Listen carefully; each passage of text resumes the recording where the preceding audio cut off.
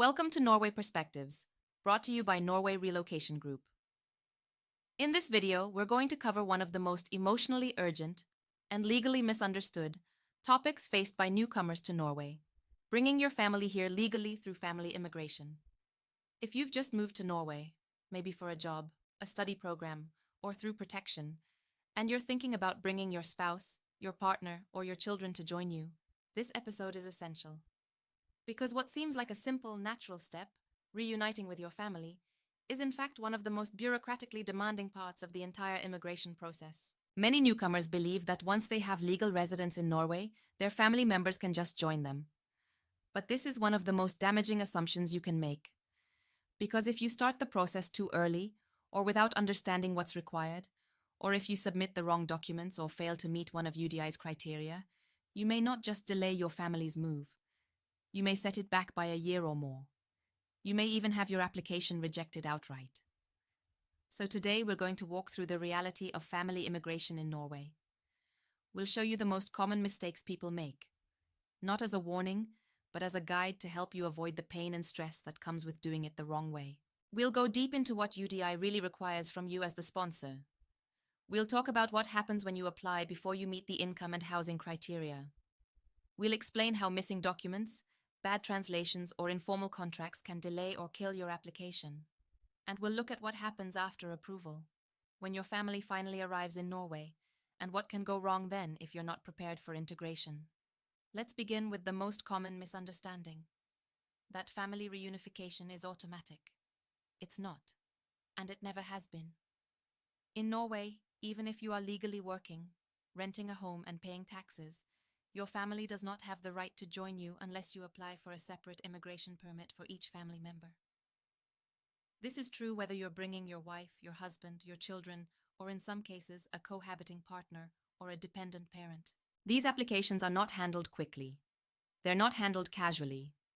And they are not reviewed with flexibility. Norway's Directorate of Immigration, UDI, applies a strict legal framework. If you do not meet every requirement, your application is put on hold or rejected, with no exceptions made for good intentions, financial hardship, or emotional strain. So what are these requirements? The first, and perhaps the most commonly misunderstood, is income. To bring your family to Norway, you, the sponsor, must show that you earn enough money to support them. This means stable, ongoing income from a legal employment relationship or self-employment. It must be documented. It must meet a minimum amount that changes annually, and your income must come from Norway. Income from abroad often does not count. People make two major mistakes here. The first is applying too soon, before they've reached the income threshold. Maybe they've just started working, or their job contract is short-term. The second is not checking the exact form of employment. If you're working part-time on a freelance basis without formal registration, or in a temporary role with low hours, UDI may decide that your income is not stable or reliable, even if the numbers look good on paper. When this happens, the consequences are severe. The application may be put on hold. You may lose your processing slot and have to reapply from the beginning once your job situation stabilizes. If the rejection comes after months of waiting, you may have wasted nearly a year and thousands of kroner in application and translation fees. Another major requirement is housing. Norway requires that you have suitable housing for your family before they arrive. That means a rental or ownership contract in your name, with enough space and basic facilities. You cannot just say, "I will find a place when they get here." That's not enough. You must show proof that you already live in a space that can accommodate your family. The mistake many people make here is using informal housing contracts, shared accommodation with no legal tenancy, or room rentals with landlords who don't want to sign official letters. These arrangements do not qualify under UDI's rules. And again, the consequences are not theoretical. We have seen applications denied because the housing contract was in someone else's name, or because it didn't clearly state the number of bedrooms, or because it was missing the landlord's signature. Even once you've submitted your application, the problems don't stop. One of the most emotionally difficult stages of the family immigration process is the waiting period. Once your application is submitted, your spouse or children will often have to wait, outside of Norway, for UDI to process their case.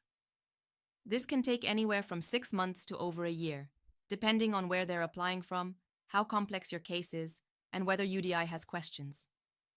During this time, there's very little communication from UDI. You won't receive regular updates. You won't be able to call a caseworker. You'll be waiting in the dark, hoping you submitted everything correctly, but with no confirmation until you receive a decision. Families struggle deeply during this time. Parents miss time with their children. Spouses go months without seeing each other. Kids grow up without one of their parents. And the most painful thing is knowing that sometimes this wait could have been shorter or avoided if the application had been handled correctly from the beginning. And even when approval finally comes, many families are caught off guard by what comes next. You might think that once the permit is granted, everything gets easier. But often, the real integration challenges are just beginning. When your family arrives in Norway, they must register with the police, the population register, and the tax office. They'll need a D number or a personal ID number. They'll need to open a bank account. They'll need to enroll in public services like healthcare, school, or kindergarten. And for all of this, they'll be dealing with Norwegian systems in the Norwegian language. This is where many families fall into a second trap. They realize their spouse or children are not prepared to function in Norwegian society. They don't understand letters from the commune. They can't reply to messages from the doctor or the school. They struggle to use DigiPost or to register for integration courses. And without the language, they can't get jobs, apply for benefits, or even ask for help. What happens next is isolation. Spouses stay home, not by choice, but because they can't navigate the public system. Children struggle in school. Teenagers feel disconnected. And the pressure on the person who was already living in Norway, often the sole provider, increases. We've seen families break under this pressure. Some return to their home country. Others live together in the same house, but with growing emotional distance. And in the worst cases, families become trapped in a kind of silent dysfunction, unable to move forward because no one knows how to take the next step in a language they don't speak. And then there's the legal side again. What many people don't realize is that the family member's permit is usually tied to the sponsor's status. That means if the sponsor loses their job, or leaves Norway, or fails to renew their own permit, the family member's status may also be affected. In addition, if you forget to renew the family permit on time, you may lose the pathway to permanent residency.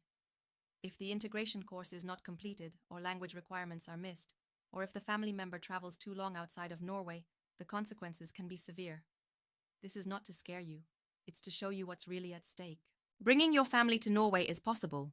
It's legal. It's even encouraged, when done properly. But it's not simple.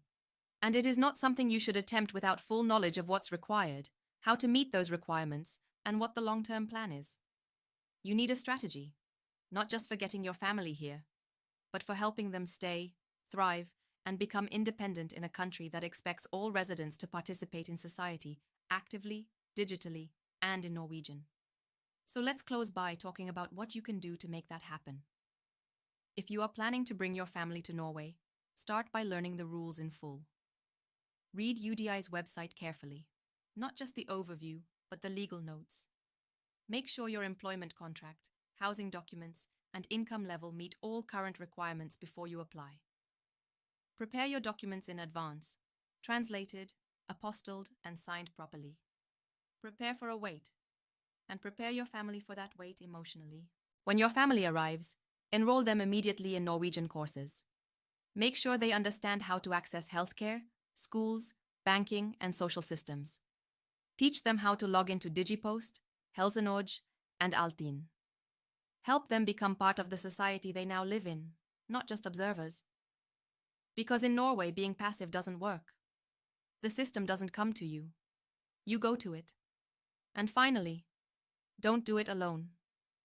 This is where Norway Relocation Group can help. We provide professional support for family reunification cases, including income assessment, housing documentation, document review, submission support, and follow-up with embassies and UDI.